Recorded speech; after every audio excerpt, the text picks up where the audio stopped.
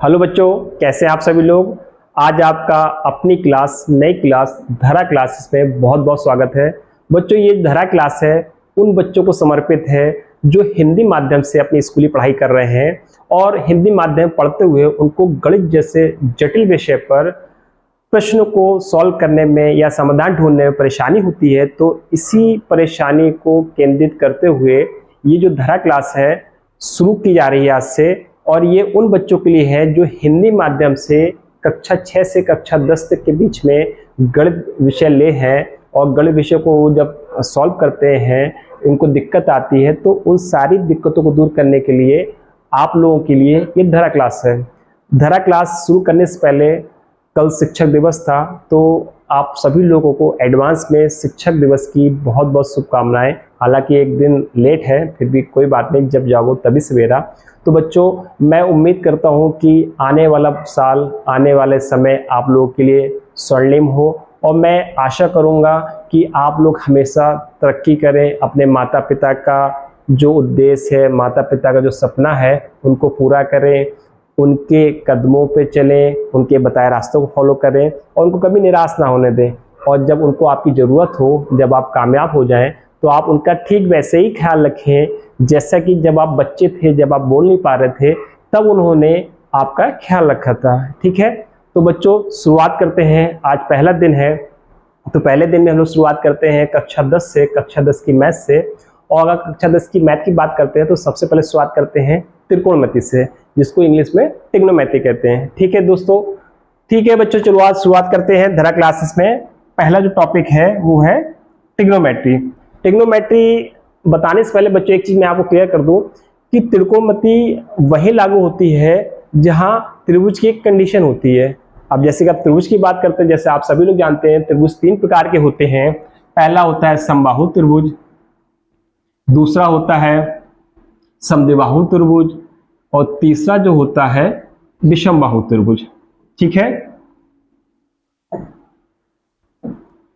बच्चों, अगर बात करते हैं समबाहु त्रिभुज की, तो समबाहु त्रिभुज बच्चों उसे कहते हैं जिसकी सभी भुजाएं बराबर हो, मतलब ये भुजा, ये भुजा, ये भुजा, सभी भुजाएं बच्चों आपस में बराबर होती हैं, तो वो समबाहु त्रिभुज कहलाता है। और समबाहु त्रिभुज की खूबी होती है बच्चों, सभी कोण होते हैं, बराबर होते हैं, और प्रत्येक कोण 60 डिग्री का होता है।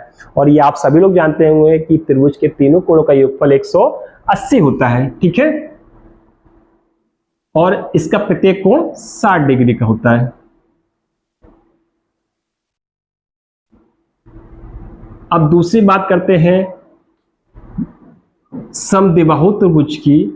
तो बच्चों समद्विबाहु त्रिभुज उसे कहते हैं कि जिस त्रिभुज में कोई भी दो भुजाएं आपस में बराबर होती हैं वो समद्विबाहु त्रिभुज कहलाता है। जैसे कि अगर AB बराबर हो AC के, या AB बराबर हो BC के, इसी प्रकार AC या BC के बराबर हो या AB के, ठीक उसी प्रकार BC जो है वो AB के बराबर हो या AC के।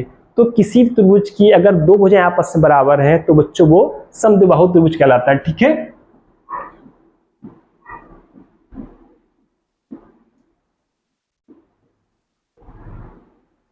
और ये है समबाहु।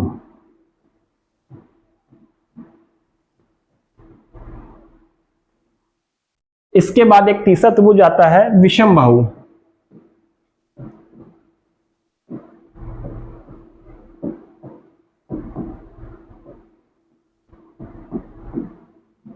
बच्चों विषमबाहु त्रिभुज ऐसा होता है जिसकी कोई भी भुजा आपस में बराबर नहीं होती है।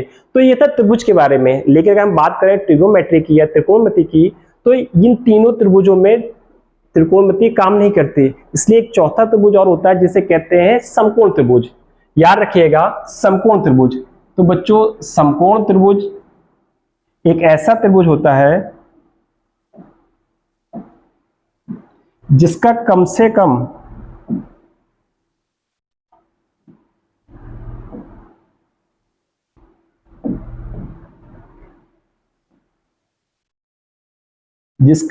कम एक कोण बच्चों 90 डिग्री का हो। जैसे ये ABC बच्चों, ये त्रिभुज दिखाई पड़ रहा है, ये समकोण त्रिभुज है और उसका एक कोण कम से कम 90 डिग्री का होना चाहिए।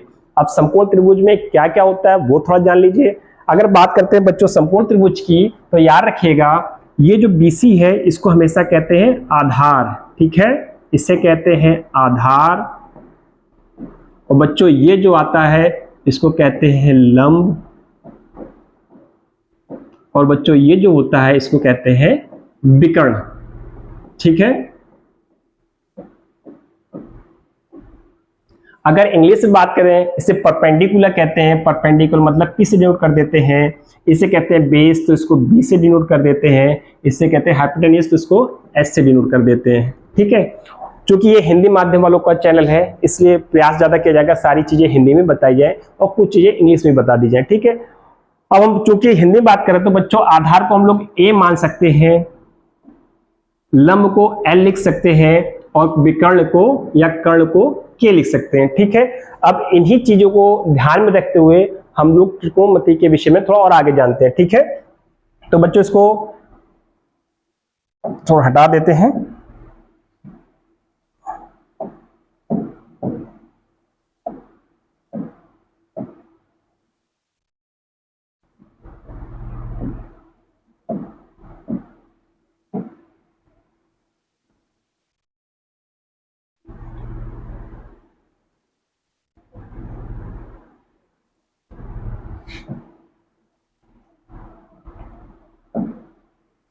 बच्चों जैसा कि आपको दिख रहा है ये समकोण त्रिभुज है, ये लंब है, ये आधार है और ये AC विकर्ण है, ठीक है। अब एक आपने फार्मूला सुना होगा बच्चों, शायद हंसी आए, एक फार्मूला होता है लाल बटे कक्का। ये लाल बटे कक्का में क्या क्या है बच्चों, ये थोड़ा देख लीजिए। जो L है वो लंब कहलाता है, A है बच्चों आधार, और जो L है वो कहलाता, ये तो हो चुका है,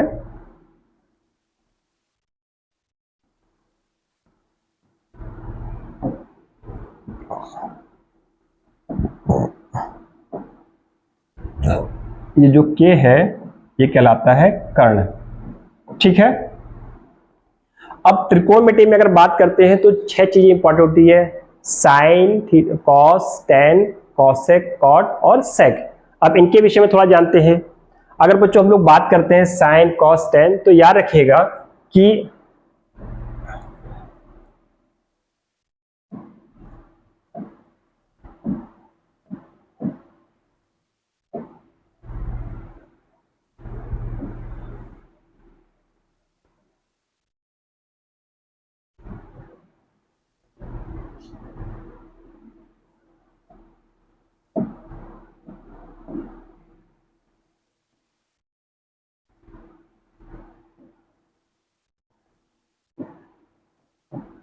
ये बच्चों दिख रहा है ABC समकोण त्रिभुज, ये 90 डिग्री का है।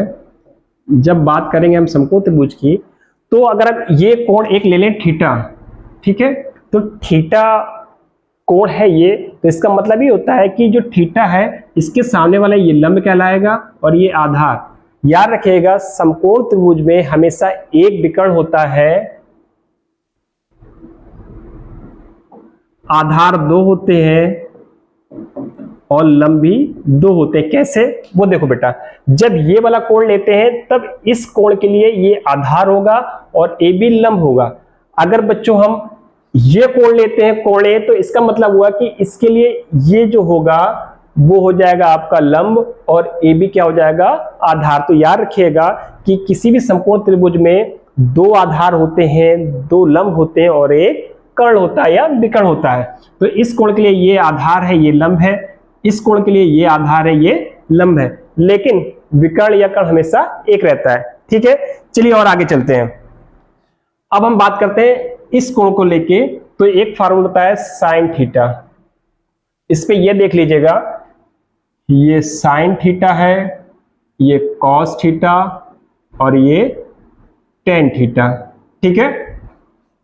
अब होता कैसे बच्चों वो देखिए, अगर हम साइन थीटा की बात करेंगे तो साइन थीटा बराबर होता है लंब बटे कर्ण, ठीक है। वहीं कॉस थीटा बराबर बच्चों होता है आधार बटे कर्ण।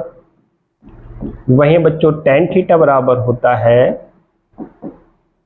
लंब बटे आधार। अब एक चीज और देखिए कि ये साइन थीटा था। अब जो साइन थीटा है बच्चों वो 1/cosec थीटा के बराबर होता है। जो cos थीटा होता है वो 1/sec थीटा के बराबर होता है और जो tan थीटा होता है वो 1/cot थीटा के बराबर होता है। ठीक है, अब थोड़ा और आगे बढ़ते हैं।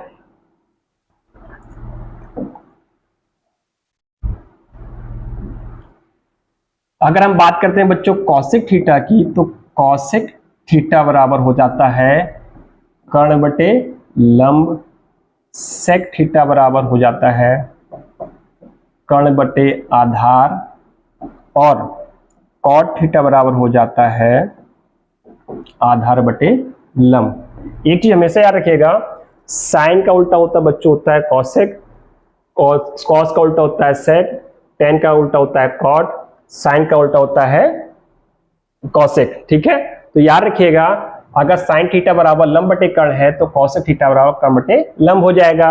अगर हम बात करते हैं cos थीटा तो होता है आधार बटे कर्ण, तो वही sec थीटा बराबर हो जाएगा कर्ण बटे आधार। वहीं अगर बात करेंगे tan थीटा बराबर लंब बटे आधार तो cot थीटा बराबर हो जाएगा आधार बटे लंब। ठीक है, तो और आगे चलते हैं।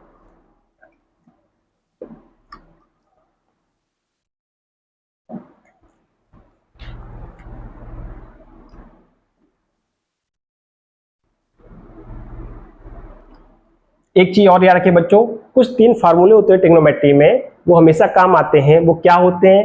पहला फार्मूला जो होता है बच्चों, याद रखिएगा इस कोण के लिए ये होता है sign square theta plus cos square theta बराबर 1। ठीक है, अगर इसको और फार्मूला में लिखना तो हो जाएगा साइन स्क्वायर थीटा बराबर हो जाएगा बच्चों 1 माइनस कॉस स्क्वायर थीटा, वही cos स्क्वायर थीटा बराबर हो जाएगा 1 माइनस साइन स्क्वायर थीटा। ठीक इसी पर बच्चों हो जाएगा cosec square theta minus cot square theta बराबर 1। इसको हम ऐसे भी लिख सकते हैं cosec स्क्वायर थीटा बराबर 1 प्लस cot स्क्वायर थीटा। ठीक है बच्चों, इसी प्रकार एक फार्मूला और बनता है, अगर उसको देखें तो वो हो जाएगा बच्चों